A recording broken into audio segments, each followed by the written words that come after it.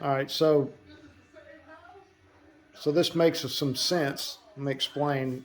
I'm standing in my living room. This is the dining room.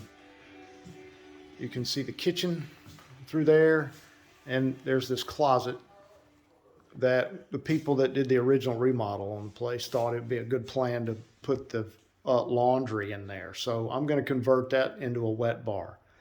I've already put a little mini fridge in there just for grins, but I've got to get this affair, which is where they vented the dryer, and reconfigure that. That's where the stackable washer dryer was hooked up, which works out well. It's to my benefit in the long run because, I mean, you know, there's water and drain already there for the sink that will go in here. So in, you know, breaker panel, I'll paint the cover, you know, just paint the cover to match the wall, tidy it up a bit. And that'll be that. It'll be a mini fridge, a wine fridge, a nice new countertop that I'm going to pour myself, a little concrete affair. And as things progress, I'll make videos on how we go. But today, just going to do a little demo work and get that vent pulled out. And I might work on, I mean, there's the dryer outlet is down there below that mini fridge. I don't really need 220 in here anymore either. So anyway, there you go. Short and sweet. All right, so welcome back to the channel. Just a quick update on the wet bar. I cut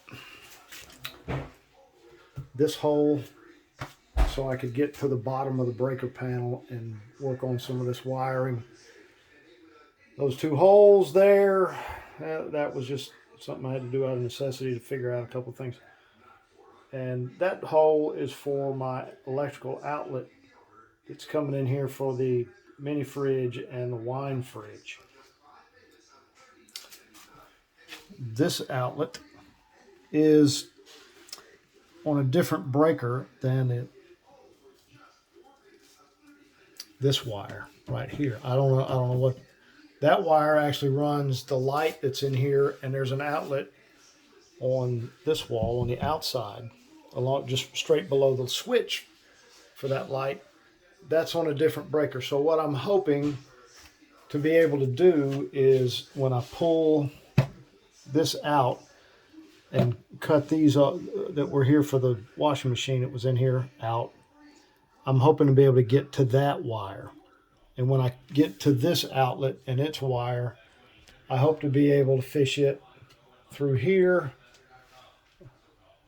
over here, and tie it in to the outlet that you can't see because it's on the opposite side of the wall. It's straight on the other side of this hole that I'm installing on the kitchen counter.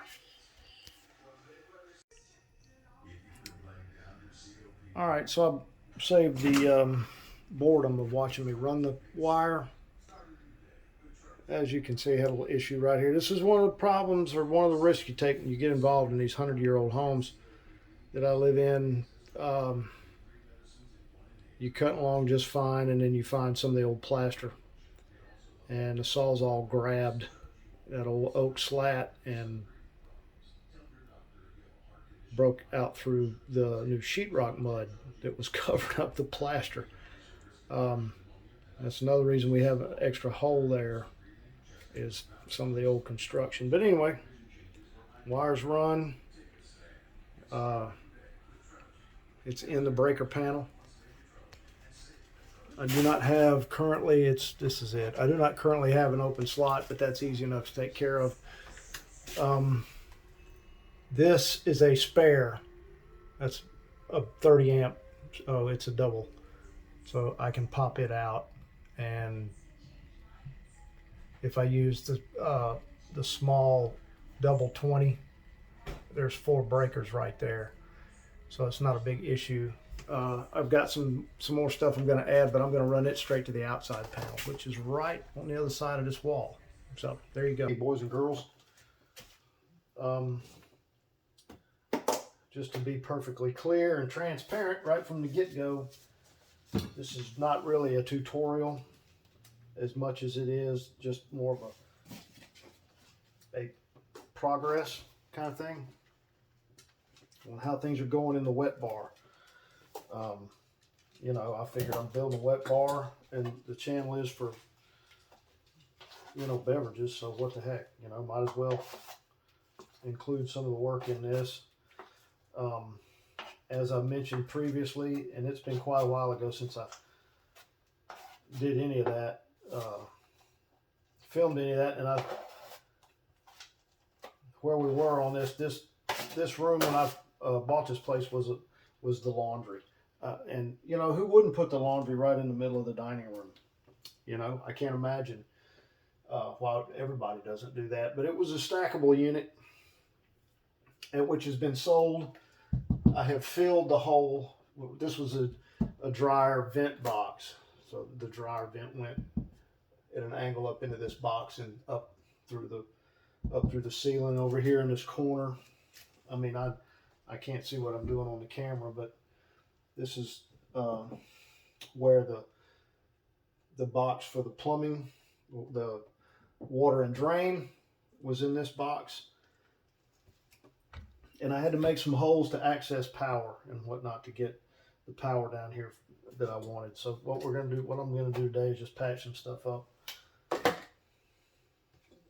or finish patching some stuff up. I'm gonna put a little California patch over on underneath the breaker panel. If you like, I'm going to tell you this again. If you want to know how to do all this kind of thing, your best bet is to find someone else, because I am more than capable of doing all this stuff, but I am not the kind of person that you want to look to for a lot of DIY home improvement advice. Okay.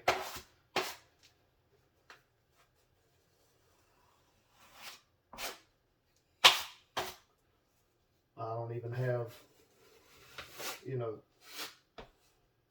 the good tools. So, and I'm having to work kind of sideways, because what you can't see is the crap that's under my feet.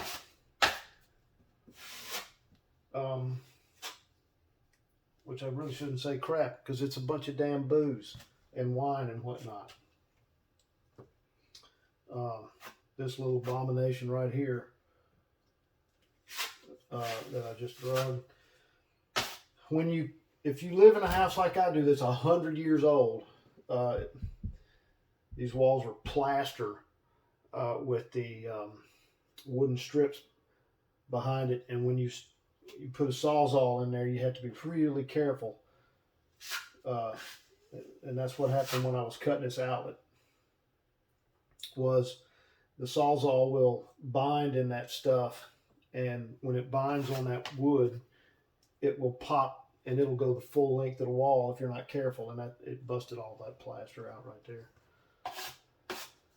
All right, so I mean, all of this, some of this is coat 1, some of it's coat 2 on the mud. So obviously this is coat 2 over here.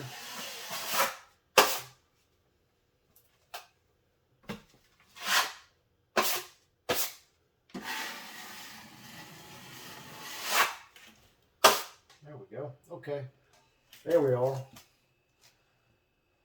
right, so it's a little rough, but that's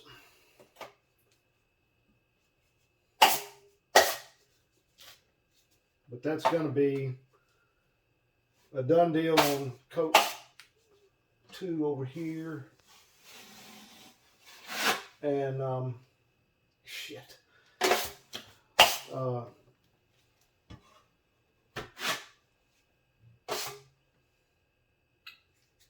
You know, and this is the first coat on that little patch. That'd probably be another coat right there. And then, you know, it'll all get smoothed out. Eventually, that'll be the next video. but I might as well, while I'm in here, talk about, we'll talk about one other thing. So I'm going to just adjust the camera just a bit. Now there's the plumbing situation. You can see that these are the two. That's hot and cold. That's a 2-inch drain. Now the upside is this is trapped in the wall because this was a wash machine in here. So I don't have to worry about the trap under the DIY sink that's going in here either. Psychologically, it's going to drive me nuts to not see it all the time, but I don't have to do that. Now I am going to have to eventually cut another hole in the wall down here to tie into that drain. And I'm going to document all that as we go along and then splice all this together into one video. Okay, so just a quick progress report on things here in the wet bar. I've got the plumbing out, the hot and cold, and as you can see in there, I had to get a little bit creative to get the two valves where I want for the DIY copper tubing faucet that we'll be doing. And when I do that, I'll video a little bit of it, but like I've said 1,000 times, this is not a tutorial on anything. I can do all this, but you don't want my instructional methods. Right? We'll just get that out of the way once again. I got the 2-inch drain. I had to cut that hole to get to the drain and put the plumbing sweep on there. I was able to verify because I could stick my arm in there and feel it that 2-inch is trapped and vented right there inside that wall. So if I need an additional vent behind the sink, which is also a DIY project, I'll put a Studer on the tailpiece. But anyway, this is where we are. I've got the sheetrock cut that fills all of this. This will sit right in here. I just got to get all that glued together and get all this prettied up and painted, and then I can get this little closet cleaned out. Okay, so here we are back in the wet bar. As you can see, finished up the sheetrocking. These are the valves for the DIY faucet. I got these soldered up. They're just sitting there for no reason. The upside to using these sharp bite cutoff valves is that I can dry fit all this together, then solder it up, and then just drop them in, push to fit kind of thing, and walk away from that. But now I just got to get all this sanded. It's got to dry just a little bit more than that down there in between those two. There's a cover going over most of that, so I didn't put a lot of effort into that area there. When I get the paint out, I'll paint the door. I'll paint the cover for the breaker box, and that'll be that. Then it'll be time to start working on countertops. All right, one quick update on the wet bar. It is now ready for countertops and some shelving. Everything in here is done. Now I know it looks a little rough around that drain pipe, but that doesn't matter because all that gets covered up. But everything else is done. I'm not going to go in much further on, or any further on that DIY copper tubing faucet until at least the framework for the counters are in, because I'm not exactly certain where that sink, that whole affair is going to be DIY, the sink and the piping. The sink and the faucet. So until it's in, and I know exactly how big to make the arc and bend that tubing, I don't want to get too far ahead of myself. Anyway, there we are.